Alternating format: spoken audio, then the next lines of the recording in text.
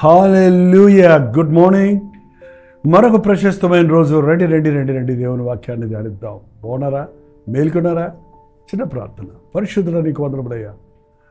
మరొక రోజు నీ కోసం, నీ సన్నిధి కోసం కాచుకుని ఉన్న ప్రతి ఒక్కరి హృదయ వాంఛ, హృదయ స్థితిని ఎరిగిన దేవా, ఈ మాట ద్వారా మమ్మల్ని తృప్తిపరచమని క్రీస్తునామములో అడుగుచున్నాము తండ్రి. ఆమేన్. స్తోత్రం. ఎలా ఉన్నారండి? బాగున్నారా? మనం కొన్ని బాధలు మనకు వచ్చాయి, కొన్ని బాధలు మనమే కొని తెచ్చిపెట్టుకుంటున్నాం కదా. చాలాసార్లు మన మనస్సు పాడు చేసుకోవడానికి మన స్థితి కాక మరెన్నో అనవసరమైన వాటి మీద మనం మనసు పెట్టడం వల్ల చాలాసార్లు చూడండి, బాగా ఉన్న వాళ్ళని చూసినప్పుడు మనకంటే ఎక్కువ దర్జాగా ఉన్నవారిని, ఎక్కువ ఆస్తి గల వారిని, ఆర్భాటంగా ఉన్నవారిని, బాగా లగ్జరీస్ అనుభవిస్తున్న వారిని చూసినప్పుడు మనలో ఒకలాంటి, మరి నేను ఇంతగా ప్రార్థన చేస్తున్నాను, నేనేంటి ఇలాగే ఉన్నాను, వాళ్ళు చూడు ఎంత బాగున్నారు అనే ఆలోచన వచ్చింది కదా, వస్తుంది. నిజంగా దేవుడు గొప్పోడైతే మరి నాకెందుకు లేదు, వాళ్ళకెందుకు ఇవ్వాలి, వాళ్ళు నాకంటే ఎక్కువ ఎందుకు ఇవ్వాలి, వాళ్ళే పక్కపక్కలాడుతూ నవ్వుతూ ఉన్నారే, నేనే ఏడ్చుకుంటూ ప్రార్థన చేసుకోవాల్సి వస్తుంది అనేటువంటి ఆలోచనలు చాలాసార్లు మనకు కలుగుతుంటాయి. వాటిని మనం వెంటనే పసిగట్టకపోతే అవి విషంలాగా మన నవనాడుల్లోకి వెళ్ళిపోయి మన మనస్సును కాదు, మన బ్రతుకునే పాడు చేస్తాయి. సొలొమోను చెప్పిన సామెతల్లో 24వ అధ్యాయము, సామెతలు 24వ అధ్యాయము మొదటి వచనంలో, దుర్జనులను చూచి మత్సరపడకు, వారి సహవాసమును కోరకు. దుర్జనులను చూసి, చెడ్డవారిని చూచినప్పుడు, లోకంలో ఉన్న పాపులను చూచినప్పుడు, అదుపు ఆజ్ఞ లేకుండా తాగి తందనాలు దొక్కే వాళ్ళని చూస్తున్నప్పుడు, ఏంటంటే విచ్చలవిడిగా జీవించే వారిని చూస్తున్నప్పుడు నువ్వు మత్సరపడకు, అయ్యో నాకు లేదే అని వారిని చూసి అసూయపడవద్దు. అసలు వారి విషయమై నువ్వు జాలి పడాలి. న్యాయంగా నువ్వు దేవుని బిడ్డవైతే, అయ్యో వీరికి ఇన్ని ఉన్నాయి, యేసయ్య లేడే అనే జాలి రావడానికి బదులు, అయ్యో నాకంటే వాళ్ళు బాగున్నారే, ఏంటంటే వాళ్ళు ఎందుకు అంత బాగుండాలి, వాళ్ళు ఎందుకు అంత సంతోషంగా ఉండాలి అనే ఖర్చు కొంతమందికి. ఇక కొంతమంది అయితే ఇంకా ఎక్స్ట్రా స్టెప్ వేస్తారు. అలాంటి వారిని ఏదో రీతిగా ఏడిపించాలి, బాధ పెట్టాలి, లేకపోతే కాంప్రమైజ్ అయిపోవాలి, అంటే వాళ్ళలాగా అయిపోవాలని వారి సహవాసం కోరాలి. నేను కూడా వాళ్ళలాగా అయిపోతే బాగుంది, ఎందుకు నేను మాత్రం చర్చికి వెళ్ళాలి, నేను మాత్రం ప్రార్థన చేసుకోవాలి, వాళ్ళే బాగున్నారు కదా, వాళ్ళతోటే వెళ్తే వాళ్ళతోటే ఆనందించవచ్చని వారి సహవాసాన్ని కోరేవారిగా చాలామంది ఉన్నారండి. మంచి దుష్ట సాంగత్యము మంచి నడవడికను చెరుపును. నువ్వు ఒకటి వారిని చూసి మత్సరపడటమే కాదు, వారితో సహవాసం చేయకూడదు. మనం చాలాసార్లు చాలామంది ఈ రోజుల్లో మంచివారిగా ఉన్నవారు ఇటువంటి లోకములో ఉన్న తాత్కాలికమైన ఆనందాలను చూచి వాటిలో ఏదో ఉందని వారితో సహవాసం చేసి తమ జీవితాలను నాశనం చేసుకుంటున్నారు. వాళ్ళు ఎలా డబ్బు సంపాదిస్తున్నారో తెలుసుకొని నేను కూడా ఎలా డబ్బు సంపాదించాలి. బెట్టింగ్ అంటండి, వాళ్ళ కంప్యూటర్లో కూర్చొని కంప్యూటర్లో ఆన్లైన్ బెట్టింగ్ చేస్తున్నారు. వాడెవడో చేస్తాడు, ఎందుకురా ఇక్కడ ఇంత డబ్బులు ఎన్ని వచ్చాయరా అంటే బెట్టింగ్లో కొట్టారు అన్నాడు అనుకోండి. నువ్వు కూడా కూర్చొని నీ డబ్బు అందులో పెడుతూ కొట్టడమేమో కానీ మొత్తానికి పోగొట్టుకుంటాం. ఎప్పుడు వారి సహవాసం కోరద్దు. అడ్డదారుల్లో సంపాదించే సంపాదన ఎప్పటికీ ఆశీర్వాదం కాదండి.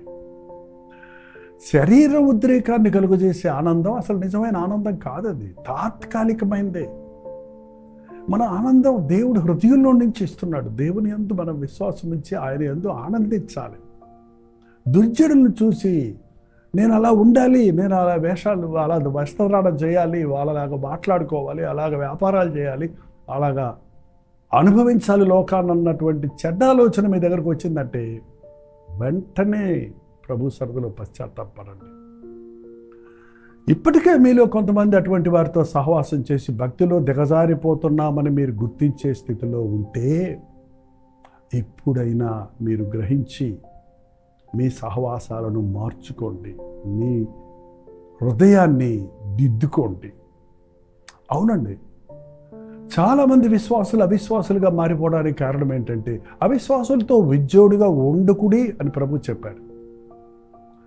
మీరు అవిశ్వాసులతో విజ్జోడుగా ఉంటే మీరు అధోగతికి దిగజారిపోతారు. క్రీస్తు రక్తంలో కొనబడ్డారనే కృతజ్ఞత కలిగిన మనం లోకంలో ఉన్న వారి రక్షణ కొరకు ప్రార్థించే స్థాయిలో ఉండాలి, కానీ వారిని చూచి వారిలాగా ఉండాలని దిగజారిపోయే స్థితిలోనికి వెళ్ళకూడదండి. ఒకవేళ నీకు ఆలోచన రాకపోయినా నీ పక్కన ఉన్న వాళ్ళు ఎవరో నీకు అలాంటి ఆలోచన ఇస్తారు. నువ్వు ప్రభువుని నమ్ముకున్నావు, ఏం ప్రయోజనం, వాడు చూడు ఎంత జాలీగా ఉన్నారు అంటే వెంటనే మీరు కలవరపడిపోతారా?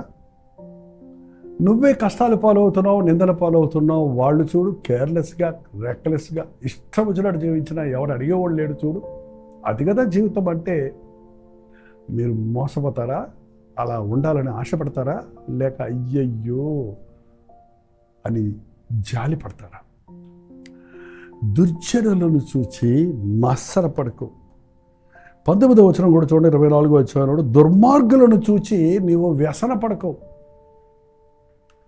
దుర్మార్గులను చూచి వ్యసన పడకు, భక్తిహీనుల ఎడల మత్సర పడకు. భక్తిహీనుల్ని, దుర్మార్గుల్ని, దుర్జనుల్ని చూసినప్పుడు నువ్వు మనసులో వేదన పడకు, మనసులో కృంగిపోకు, మనసులో పోల్చుకోకు. వారి మీద అసూయపడొద్దు, వారిలాగా ఉండాలని ఆశపడవద్దు. నీవు దేవుని కొరకు జీవించాలనే ఆశ నీలో ఉండాలి. నీవు ఎన్నుకొనబడిన వాడివి, క్రీస్తు రక్తంలో కడగబడిన వాడివైతే క్రీస్తు కొరకు జీవించు. ఆయనిచ్చే నిత్యమైన దీవెన, నిరంతరమైన దీవెన, నిజమైన సమాధాన సంతోషాలు నీవు కలిగి ఉన్నావన్నది గుర్తించు. దుర్జనునికి ముందు గతి లేదు. దుర్జనుడు ఇవాళ జాలీగా ఉన్నట్టు నీకు కనపడుతున్నాడు, కానీ వాళ్ళకి ముందు గతి లేదు. వారికి నో భవిష్యత్, వారికి ముందు భవిష్యత్తు లేదు, వారికి మెరుగైన దినములు రావు. ఈరోజు వారికి ఉన్న దాన్ని అంతా ఖర్చు పెట్టుకొని వాళ్ళ బలం ఉంది కదా, అందం ఉంది కదా, డబ్బు ఉంది కదా, నీ ఇష్టం వచ్చిన డిగ్రీ గంతులేస్తే తొదకు నీ మాంసము శరీరము క్షీణించిపోయిన తర్వాత నువ్వు కూర్చొని ఆలవాల్సి వస్తుంది, మూలుగుతూ కూర్చోవాల్సి వస్తుందని బైబిల్ హెచ్చరిస్తుందండి. నీ క్షేమదినముల యందే నీవు ప్రభువుని నమ్ముకున్నావు, నీ జీవితాన్ని ఆయనకి అర్పించుకో. దుర్జనులను చూసి వ్యసనపడొద్దు, ఎందుకంటే దుర్జనులకు ముందుగతి లేదు, భక్తిహీనుల దీపము ఆరిపోవును. భక్తి లేని వారి జీవితంలో చీకటమయమవుతుందండి, వారి దీపము ఆరిపోతుంది.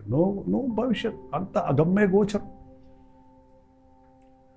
మీరు చూడటం లేదా అండి, భక్తి లేకుండా దేవుణ్ణి కాదని ఇష్టం వచ్చినట్టు తిని తాగి గంతులేసేవారిని, ఇష్టం వచ్చినట్టు వారి కండబలమును బుద్ధిబలమును ఉపయోగించి మనుషుల్ని అవమానపరుస్తూ, మనుషుల్ని హింసిస్తూ బాధ పెట్టేవారు బాగున్నారనుకుంటున్నారా? లోకంలో ఏదో సంపాదించామని అడ్డదిడ్డంగా మోసాలతో, అన్యాయాలతో సంపాదించిన డబ్బుతో వాళ్ళు ఆనందంగా ఉంటున్నారు అనుకుంటున్నారా?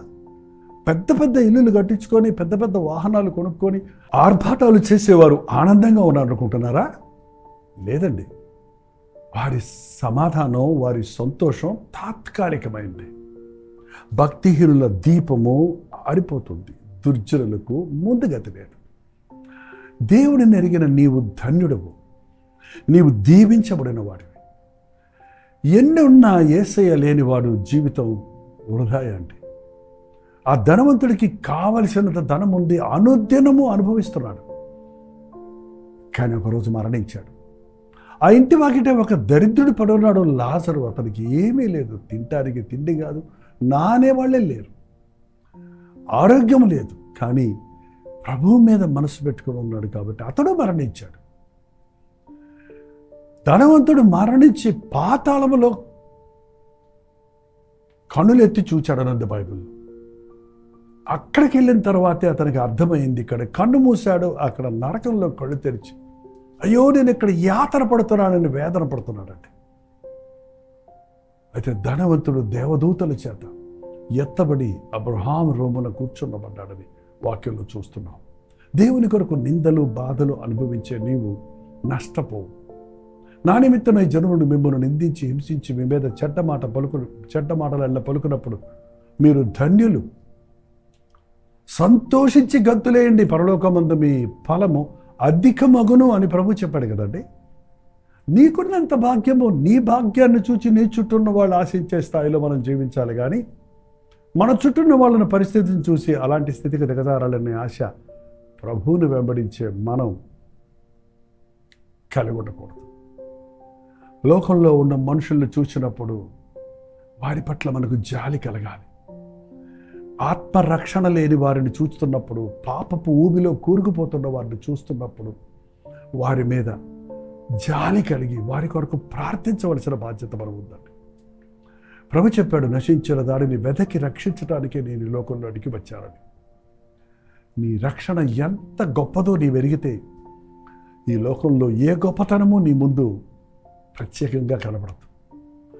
దేవుడు మనకిచ్చిన శాశ్వతమైన రక్షణ, ఇహమందు పరమందు 100 రెట్లు ఫలమిస్తానన్న ప్రభు, మనల్ని విడువను ఎడబాయనన్న ప్రభు, మన కొరకు సిద్ధపరిచిన నివాస స్థలములలో మనల్ని ఉంచుట కొరకు తిరిగి త్వరలో రాడైన యేసుక్రీస్తు మీద మన దృష్టి ఉంచితే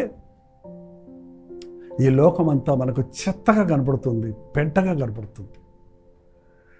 పౌలు సౌలుగా ఉన్నప్పుడు ఈ లోకమే గొప్పదనుకున్నాడు. తన తత్వమే, తన చదువే, తన యొక్క వైరాగ్యమే గొప్పదనుకొని విచ్చలవిడిగా తిరుగుతూ ఉండేవాడు. ఎప్పుడైతే యేసుక్రీస్తు తన మనోనేత్రాలు తెరిచాడో, తన స్థితిని తాను గ్రహించుకొని తాను ఎంత బలహీనుడో, ఎంత నీచుడో, ఎంత హీనుడో గుర్తించుకొని పశ్చాత్తాపడి తను అంటున్నాడు, ఈ లోకాన్ని పెంటగా ఎంచుకుంటున్నాను నేను. నాకు ఏవేవి లాభాలో అవన్నీ నష్టంగా అనుకుంటున్నాను నేను. ఈ లోకము పెంటగా ఎంచుకుంటున్నాను, వాటి వైపైనా చూడను నేను. వెనుకున్న వాటిని మరచి ముందున్న వాటి కొరకు వేగిరపడుతున్నాను అంటున్నాడు. కాబట్టి మనం ఈ సంవత్సరాంతంలో ఉండగా నీకెన్ని మేళ్ళు చేశారో నువ్వు ఒక్కసారి జ్ఞాపకం చేసుకో. ఎవరికో ఏదో ఉందని అసూయపడటం మానేసి నీకెన్నున్నాయో లెక్క పెట్టుకో. స్తుతి కృతజ్ఞతలతో నీవు నిండి ఉంటావు. ఎన్నో ఉన్నప్పటికీ ఆరోగ్యం లేకపోతే అది ఆనందమా? ఎన్నున్నా సమాధానం లేకపోతే అది సంతృప్త? ఎంత పెద్ద మేడలున్నా ఇంటిలో కుటుంబం లేకపోతే అది ప్రయోజనమా? ప్రభువు నీకు ఆరోగ్యం ఇచ్చాడు, రక్షణ ఇచ్చాడు, కుటుంబాన్ని ఇచ్చాడు. దేవునిని స్తుతించు. ఇతరులను చూసి అసూయపడక ఇతరుల కొరకు ప్రార్థించడం మనం నేర్చుకోవాలి. యేసయ్య లాంటి దేవుడు నాకు దొరికినందుకు నేను ధన్యుడును అని కృతజ్ఞతలు చెల్లించటమే కాక ఈ ప్రభువును ప్రతి ఒక్కరూ ఎరుగునట్లుగా మనం ప్రార్థించబద్ధులమై ఉన్నాం. నువ్వు యేసు వైపు చూడు, లోకం వైపు చూడొద్దు, పాపుల వైపు చూడొద్దు, లోక ఆకర్షణ వైపు చూడొద్దు. లోకం వైపు చూస్తే లొంగిపోతావు, పడిపోతావు. తాత్కాలికమైన ఆకర్షణ మనల్ని కృంగదీస్తుంది, కానీ శాశ్వతమైన వాటి మీద నీ మనసు పెట్టకుండా నిన్ను దూరపరుస్తుంది. గనక ఈ రోజు నుంచి ప్రభువుని వైపు చూద్దాం, ప్రభువుని స్తుతిద్దాం.